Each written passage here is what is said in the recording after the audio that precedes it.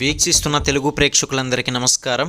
ప్రతి ఒక్క latest updates ముందుగా మీరు పొందాలి అనుకుంటే ఛానల్ ఇప్పుడే సబ్స్క్రైబ్ చేసుకుని పక్కనే ఉన్న గంట సింబల్ నొక్కి ఆల్ అండ్ నోటిఫికేషన్ మీద ట్యాప్ చేయండి.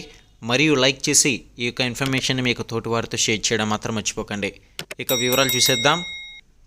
ఆంధ్రప్రదేశ్ రాష్ట్ర బడ్జెట్ 2024-2025ను ఆర్థిక మంత్రి బుగ్గన్న రాజేంద్రనాథ్ బుధవారం శాసనసభలో సమర్పించారు. మొత్తం 2,86,389 కోట్ల రూపాయల బడ్జెట్ను ప్రవేశపెట్టారు.